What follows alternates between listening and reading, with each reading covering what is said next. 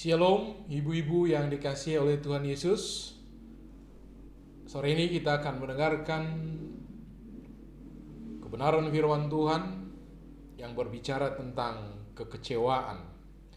Namun sebelumnya marilah kita berdoa. Bapa, kami bersyukur sore hari ini kembali kami memuji, memuliakan Engkau. Terimalah semua pujian sembah kami kepadamu ya Tuhan. Dan sebentar ini kami akan mendengarkan kebenaran firman-Mu yang akan ditaburkan oleh hamba-Mu. Berkatilah kami semuanya. Demikian juga ibu-ibu yang akan mendengarkan, sekalipun di rumah masing-masing, dengan rasa takut kepada Tuhan, menghormati kebenaran firman-Mu, maka kami bersedia meninggalkan semua aktivitas kami sore ini. Segala pujian, hormat, kemuliaan bagi-Mu ya Bapa. Dalam nama Yesus kami berdoa dan bersyukur. Amin. Ibu-ibu yang dikasihi oleh Tuhan Yesus, kita akan membicarakan tentang kekecewaan dan cara mengatasinya. Hampir semua kita pernah kecewa, tanpa kecuali. Dan kita akan mengatakan bahwa itu adalah sangat manusiawi sekali. Saya akan membaca firman Tuhan bagi kita dari kitab Matius pasal yang ke-11, ayat yang kedua hingga ayat yang ke-6. Demikian firman Tuhan.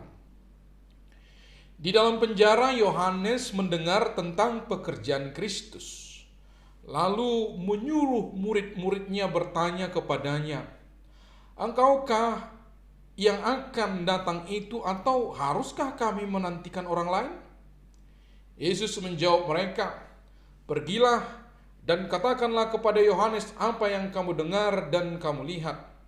Orang buta melihat, orang lumpuh berjalan, orang kusta menjadi tahir, orang tuli mendengar, orang mati dibangkitkan, dan kepada orang miskin diberikan kabar baik. Dan berbahagialah orang yang tidak menjadi kecewa dan menolak aku." Sejauh ini pembacaan firman Tuhan, ibu-ibu yang dikasihi oleh Tuhan Yesus, seperti yang saya katakan tadi, bahwa kekecewaan itu bisa menghinggapi siapapun. Yohanes dalam pengalaman-pengalamannya berhubungan dengan Tuhan Yesus sebenarnya sudah cukup banyak pengalaman dia. Bahkan apa yang diperkatakan oleh Tuhan Yesus, "Pekerjaan-pekerjaanku, menyembuhkan orang yang sakit dan seterusnya, mengusir setan," itu adalah sebagai tanda kehadiran daripada Sang Mesias itu, bukan lagi kali pertama diketahui oleh Yohanes Pembaptis. Bahkan di pasal 3 Matius ini kita mendengarkan sebuah perjumpaan daripada Yohanes dengan sekaligus Allah Tritunggal itu. Bapa berbicara dari sorga, "Inilah anak yang kukasihi, kepadanya lah aku berkenan." Saat itu juga Roh Kudus menghinggapi Tuhan Yesus seperti burung merpati, dan Yesus sendiri ada di sana. Itulah sebabnya Paulus sangat sungkan sekali untuk membaptis Yesus. "Aku tidak layak untuk membaptismu, bahkan membuka sepatu kasutmu pun aku tidak layak." Sejauh itu, pengertian daripada Yohanes Pembaptis sebenarnya sudah cukup memadai. Namun apa yang terjadi saat ini? Yohanes ditangkap karena difitnah, karena dia menegur dosa daripada istri raja saat itu. Lalu Yohanes Pembaptis ditangkap, dan dia tahu penangkapan itu konsekuensinya. Dia sudah tahu bahwa dia akan mati. Pada saat itulah dia berkata, "Mengapa Tuhan tidak menolong? Mengapa Yesus yang sudah bersama-sama dengan aku itu, yang saya tahu banyak melakukan mujizat, ada di sekitar saya, tapi tidak menolong?" Lalu dia berkata, "Apakah kami masih menunggu seorang lagi, nabi yang akan datang itu? Bukankah itu kamu? Kalau orang lain engkau selamatkan, mengapa saya tidak?" Tentu banyak berkecamuk di dalam pikiran Yohanes waktu itu. Yesus menjawab, menegaskan kembali sebagai tanda-tanda kehadiran Mesias itu seperti yang sudah dinubuatkan di dalam Perjanjian Lama. Memang dia akan banyak melakukan mujizat, dia akan banyak menyembuhkan orang yang sakit, bahkan dikatakan juga memang akan mengeluarkan orang dari penjara. Tetapi Yohanes mengapa tidak mengalaminya? Yesus menjawab di dalam ayat 6 itu, dan berbahagialah orang yang tidak menjadi kecewa dan menolak aku. Ibu-ibu yang dikasihi oleh Tuhan Yesus, kekecewaan itu bisa terjadi kepada Allah, dan itu sering, dan bisa terjadi kepada orang lain yang ada di sekitar kita. Itu bisa karena apa? Ekspektasi kita, harapan kita terhadap orang itu tidak sesuai. Rasanya kita sudah berbuat banyak kepada dia, lalu dia tidak membalasnya dengan baik juga kepada kita, lalu kita kecewa. Bahkan nanti akan kita lihat, saya akan masih membacakannya itu kepada kita. Kita cemburu dengan keberadaan orang lain. Mengapa dia mengalami seperti itu, sementara rasanya saya lebih baik daripada dia, saya tidak mendapatkan itu. Kekecewaan itu kita tumpahkan akhirnya kepada Tuhan, kecewa kepada orang-orang lain. Lalu bagaimanakah itu semua? Ibu-ibu yang dikasihi oleh Tuhan Yesus, saya ingin banyak bersaksi mengenai kekecewaan ini. Dalam rangka apa? Supaya kita bisa mendalaminya dan mengerti untuk tentu bisa menang dari kekecewaan itu. Kecewa terhadap Tuhan. Saya sangat ingat sekali peristiwa ini. Mungkin bagi ibu-ibu sekalian, loh kecil sekali kekecewaan seperti itu, kok harus begitu kali lah Pak Ramlan ini. Iya, tapi saya ingin saksikan kepada kita. Suatu ketika saya pelayanan ke daerah Simpang Melati karena dulu ada pelayanan pemuda di sana. Ini sudah sangat lama sekali. Jadi masih Sudako pintu belakang. Jadi ibu sudah tahu itu ya, tahun berapa. Sore itu setelah selesai khotbah sedikit gerimis. Lalu jemaat yang datang ini sebenarnya ada punya sepeda motor. Dulu kita belum punya sepeda motor, jadi semua masih jalan kaki naik Sudako lah ya. Lalu waktu itu tidak satu pun menawarkan untuk mengantarkan saya ke Simpang Melati, karena dari Simpang Melati itu masih harus jalan sekitar 1/4 jam lah ke dalam. Tidak ada. Loh, bagaimana ini? Saya jalan sendirilah. Ada sedikit gerimis. Jadi di Simpang Melati udah sekitar jam 6. Nah, setahu bagaimana Sudako itu tidak ada lagi. Lalu saya harus jalan lagi ke Simpang Pemda. Jadi dari Simpang Melati saya harus jalan lagi ke Simpang Pemda. Disitulah saya mulai menggerutu. Saya ingin berkata, Tuhan, aku ini pelayanan loh. Ini udah hujan, kok Sudakonya sendiri pun tidak ada. Gitu kira-kira ya. Saya tidak menambah-nambah, tetapi nampaknya Tuhan ingin membuat saya lebih mengerti lagi arti kekecewaan itu. Saya melihat banyak sekali melintas sepeda motor, bahkan mobil-mobil yang mewah pun ada yang melintas. Jadi karena baru saja hujan, saya dari pinggir karena memang sudah agak gelap. Dulu di sana itu lampu penerangan jalan belum begitu bagus ya. Jadi saya menyadari mungkin saja orang tidak melihat saya jalan kaki. Nah, ada kendaraan mobil yang begitu kencang sekali, lalu kena dengan air yang tergenang di pinggir jalan itu. Tentu saya kenalah cipratannya sampai semua ini basah. Dan saya waktu itu berhenti. Aduh Tuhan, aku ini jalan, saya sudah mau jalan, kok terciprat lagi sama air ini. Lalu saya membanding-bandingkan diri saya. Jangan-jangan mereka tidak memikirkan kerajaanmu itu yang naik mobil itu.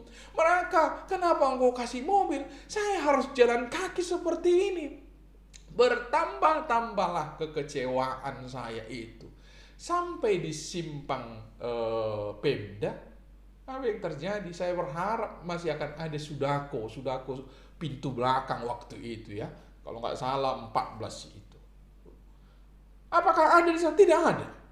Akhirnya saya harus jalan dari situ sampai ke Semencirim 14.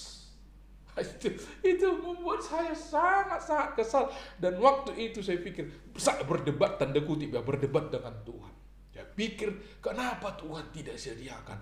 Mengapa hujan seperti ini? Kenapa tidak ada sudako? Misalnya, saya ada uang waktu itu untuk ongkosnya, tetapi kenapa tidak ada? Saya berdebat waktu itu.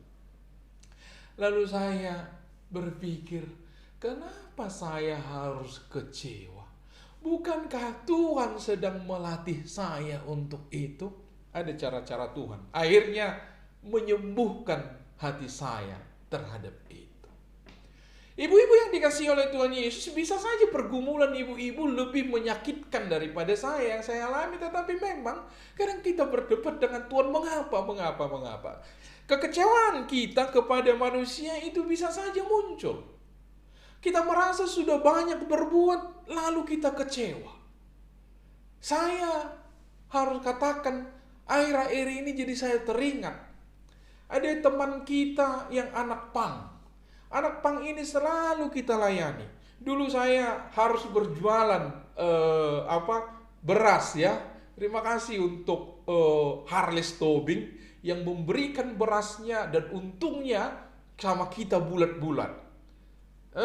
Kemudian berjualan kerupuk, berjualan jus. Saya sendiri melakukan itu. Dulu itu kita adakan di YPDPA, ya. Lalu apakah itu dihargai? Waktu kita belikan alat-alat produksi mereka, sablon, membuat karangan bunga, belum 1 bulan sudah semua rusak. Tidak pernah mereka jaga. Kita tahu sangat sulit sekali kita mengusahakan uang itu. Saya harus berkata, Tuhan, enggaklah, kalau saya harus jualan beras karena ini, tidaklah Tuhan, berikanlah saya orang yang mau membantu ini. Puji Tuhan, saya tidak sedang mengagung-agungkan, tetapi perlu apresiasi, dan Tulang Pasaribu selalu memberi dananya ke situ. Tapi apakah cukup? Tidak. Saya harus mengeluarkan uang untuk itu. Itu maksud saya. Sebenarnya kekecewaan saya harusnya saya lampiaskan kepada mereka. Saya tidak punya banyak uang, tetapi setiap bulannya kami potong terus uang untuk membantu mereka. Saya pernah menyewa rumah tinggal 2 tahun sekaligus kepada mereka. Saya tidak pernah. Tapi rumah itu begitulah mereka buat porak-poranda. Lama kita layani. Ya Tuhan hiburkan juga. Ada yang bertobat, ada yang mau dibaptis untuk Kristus. Nah terakhir ini, karena mereka mengatakan bahwa mereka sudah berdampak pandemi ini, lalu memang usahanya dulu jualan kopi, memang tutup sama sekali. Lalu dia telepon saya, Pak, tolonglah kami sekali ini lagi. Ya, teman-teman dari Jakarta mengundang saya dalam grup mereka, lalu saya seringkan. Ya, mereka membutuhkan uang 5 juta. 5 juta saya seringkan. Atau bagaimana akhirnya teman-teman dari Jakarta itu, puji Tuhan, memberikan separuh dari kebutuhan itu. Saya katakan, Tuhan, dari manalah ini saya dapat uangnya? Ya, Tuhan berikan sedikit, ada orang yang memberi saya untuk menolong saya. Akhirnya saya katakan, Tuhan, saya harus persembahkan ini. Jadi setengah dari kumpulan yang di Jakarta, setengah dari saya kirimkan. Saya tidak bisa mengawasinya, karena apa? Karena mereka ada di Kabanjahe, tidak bisa. Biasanya saya selalu dampingi orang-orang yang kita bantu.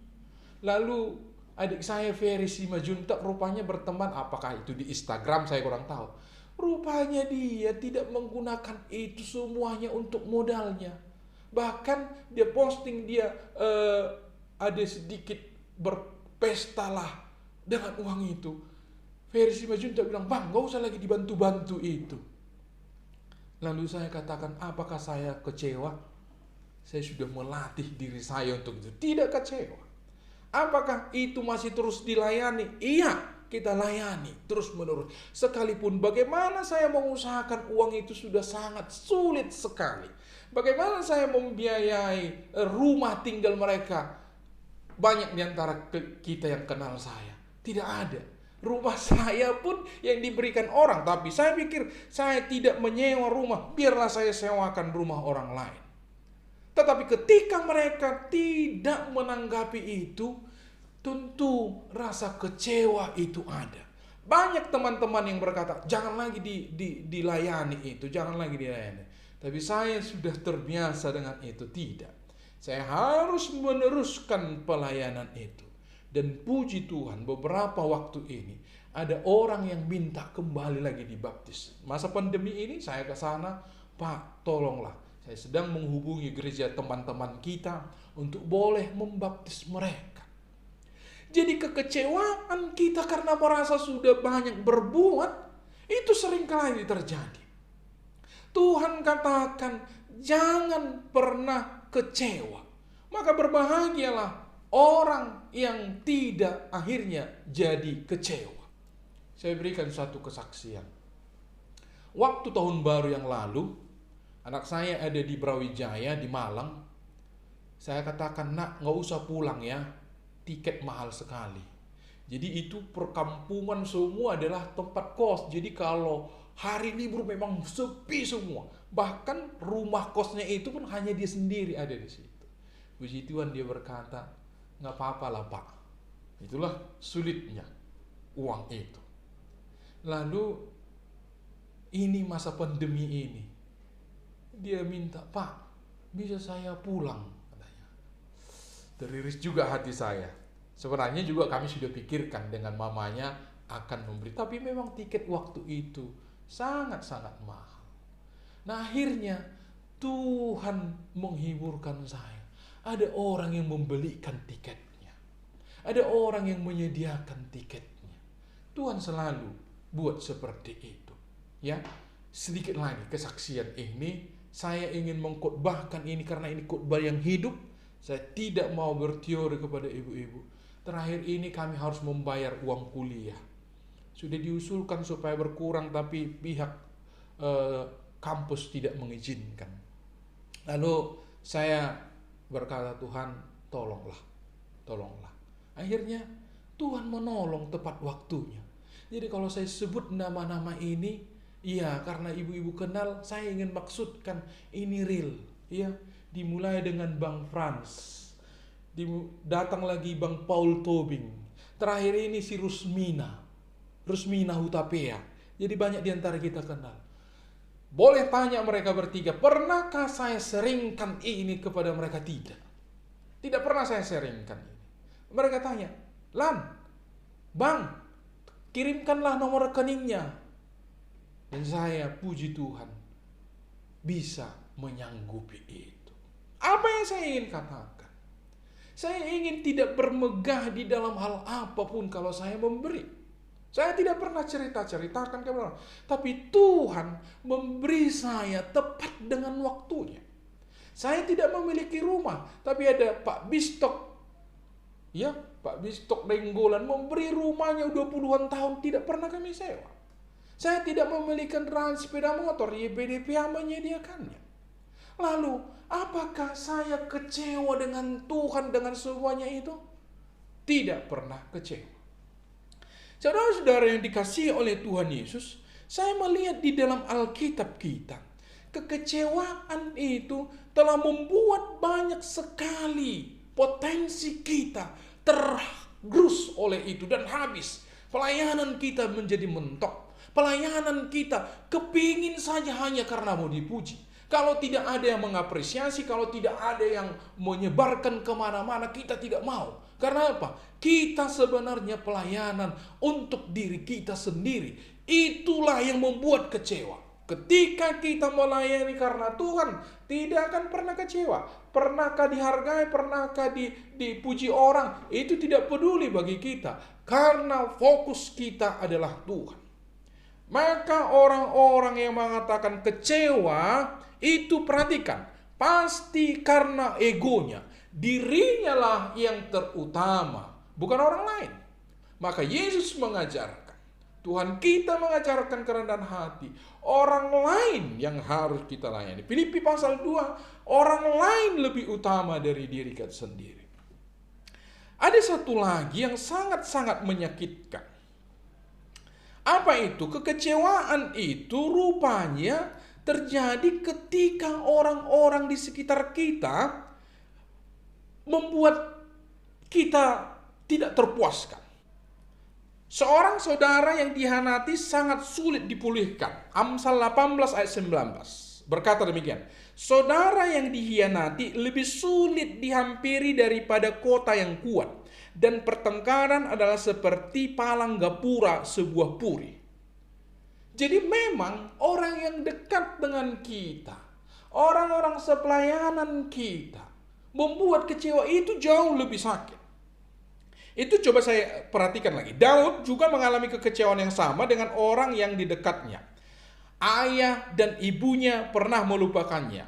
Saul berkali-kali mencoba membunuhnya. Istrinya Mikal juga meninggalkannya. Daud tetap berharap kepada Tuhan. Mazmur 27 ayat 10, sekalipun ayahku dan ibuku meninggalkan aku, namun Tuhan menyambut aku. Jadi semua ibu-ibu lihat, orang yang paling dekat, satu tim pelayanan kita, mengecewakan kita. Tidak masalah. Tuhan menyambut aku, sekalipun ayah dan ibuku. Dia mencari wajah Tuhan dan berharap atas pertolongan Tuhan. Mazmur 27 ayat 8 dan 9. Ya, sebelum ayat 10 itu. Ketika anaknya Absalom, Ahitofel, penasihat dan kepercayaan mengkhianatinya, Daud menulis kekecewaan hatinya begini. Kalau musuhku yang mencela aku masih dapat menanggungnya. Benar ya? Kalau pembenciku yang membesarkan diri terhadap aku masih dapat menyembunyikan diri terhadap dia. Tetapi engkau, orang yang dekat dengan aku, temanku, dan orang kepercayaanku, kami yang bersama-sama bergaul dengan baik dan masuk ke rumah Allah di tengah-tengah keramaian. Kalau itu yang mengecewakan, bagaimana? Orang satu pelayanan mengecewakan kita, bagaimana? Ibu-ibu, tidak jadi masalah. Daud mengatasi semuanya itu. Tuhanlah harapanku. Sekalipun orang-orang di sekitarku mengecewakan aku, orang-orang satu pelayananku, pendetaku, pembimbing rohaniku, guruku, seniorku yang sudah sangat disebut rohani, itu yang mengecewakan aku. Lalu kamu pergi dari Tuhan? Jauhkanlah itu. Kecewa yang seperti itu memang secara psikologi itu memang jauh lebih menyakitkan. Orang-orang yang kita anggap lebih rohani mengecewakan kita. Orang-orang yang kita anggap satu tim rasanya kita dikhianati, rasanya kita dipermalukan, rasanya kita disikut. Kita sebut itu menikam dari belakang, menggunting dalam lipatan. Apalah istilahnya, jauhkan kata-kata itu. Kamu harus berkata, semua Tuhan buat untuk menuntun aku lebih dewasa di dalam Tuhan. Itu yang dikatakan Daud. Daud mengatasi kecewaan hatinya dengan menceritakan kepada Tuhan keluh kesahnya. Ceritakan kepada Tuhan. Jangan ceritakan di media sosialmu. Ibu-ibu ya. Kita ini. Saya harap, saya mohon, jangan ada melampiaskan kecewaannya, apakah itu di Facebook atau di mana lah. Saya tidak begitu banyak, saya hanya punya Facebook. Jadi di Facebook itu kata-kata, teman yang ditolong tapi selalu mengecewakan. Datanglah komentar, siapa itu Ida? Biar kita kerahkan kelompok pembantai. Muncul, memang kita yang sudah memancing. Tapi Daud berkata bagaimana? Dia mengatakan kekecewaannya itu kepada Tuhan. Itulah tempat yang paling tepat. Dan ketahui, Tuhan akan menjawab persis dengan yang terbaik. Maksud saya, Tuhan menjawab dengan yang terbaik kepada kita. Jadi jangan sekali-kali pun Ibu Maria pernah melampiaskan kekecewaannya di media sosial. Sekali lagi, itu sangat-sangat mengganggu. Itu sudah meruntuhkan kesaksian kita. Itu bukan tempat berdoa. bukan tempat berdoa. Sekalipun Tuhan ampunilah musuh-musuhku yang tidak tahu diri itu. Waduh. Daud mengatasi kekecewaan hatinya dengan menceritakan kepada Tuhan keluh kesahnya. Apapun kekecewaanmu kepada teman-temanmu, mari lihat kepada Tuhan.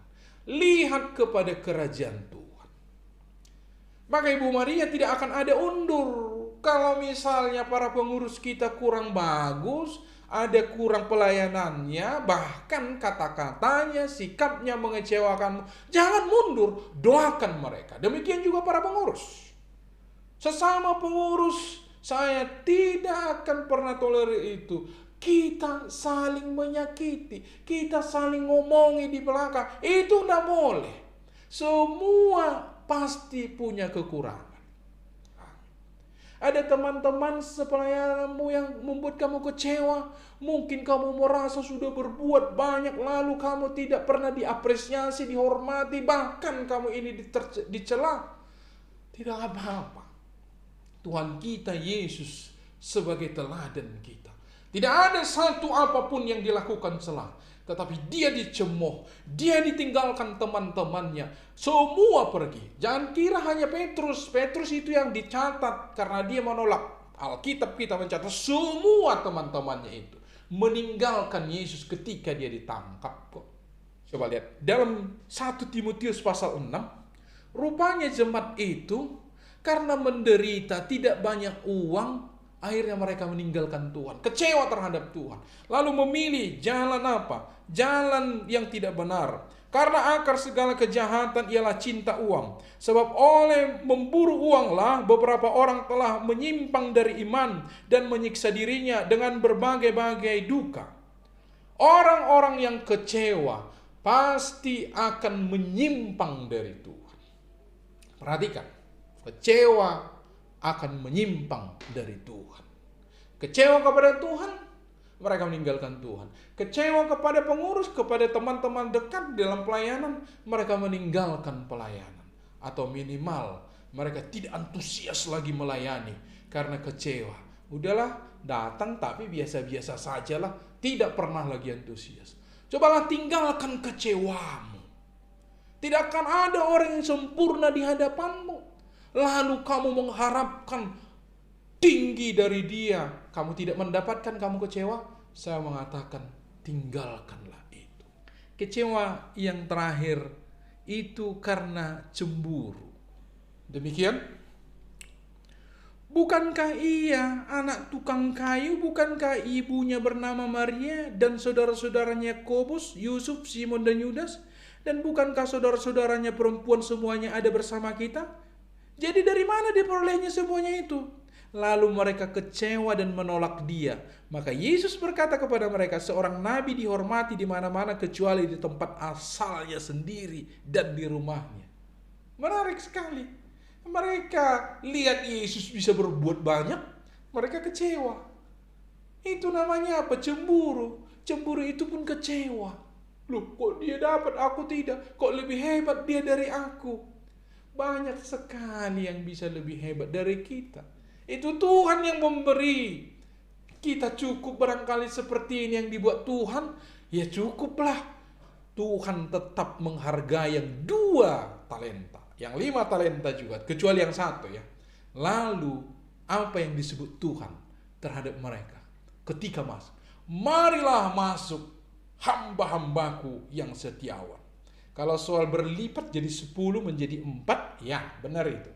Itu kan di dunia ini. Tapi ketika sang raja itu datang, lihat penghormatannya persis. Marilah kepadaku, hamba-hambaku yang setiawan. Biarlah Tuhan menilaimu. Tidak ada sedikit pun orang mungkin menghargaimu. Gak apa-apa. Yang penting Tuhan menilaimu benar. Ibu-ibu, janganlah kecewa. Supaya kamu bisa maksimal dipakai oleh Tuhan. Janganlah engkau pernah mengharap pujian kepada dirimu. Serahkan semua kepada Tuhan. Karena kalau kamu meminta pujian atau keuntungan bagi dirimu, pasti kamu akan kecewa. Kiranya Tuhan Yesus menolong kita lepas dari rasa kecewa. Mari kita berdoa. Terima kasih ya Tuhan untuk kebenaran firman-Mu. Kami boleh mendengarkan ini. Tuhanlah kiranya yang terus menerjemahkannya. Karena kecewa ini sangat dekat dengan diri kami. Ketika kami tidak was-was, lalu dia menyusup dalam hati kami. Lalu kami kecewa, merasa ditinggalkan, merasa tidak dihargai. Ekspektasi kami terhadap orang-orang lain di sekitar kami mungkin tidak memenuhi syarat. Sepertinya Tuhan meninggalkan kami dengan banyak penderitaan. Tidak sama seperti orang lain mengalami penderitaan. Tapi biarlah Tuhan akhirnya mematangkan kami semua. Tidak ada satu apapun di dalam peristiwa-peristiwa yang mengecewakan itu yang Tuhan perbuat menjadi celaka bagi kami. Justru itu akan membuat kami semakin maju di hadapan Tuhan. Karena Engkau merancangkan rancangan damai sejahtera. Terima kasih Tuhan. Kami akan menutup ibadah kami ini juga. Biarlah nama-Mu dimuliakan. Maka ibu-ibu, biarlah damai sejahtera dari Tuhan menyertai kita masing-masing. Kasih karunia yang daripada Yesus Kristus, kasih setia dari Allah Bapa, persekutuan dengan Roh Kudus itulah kiranya akan menyertai kita dari hari ini sampai Maranatha. Amin.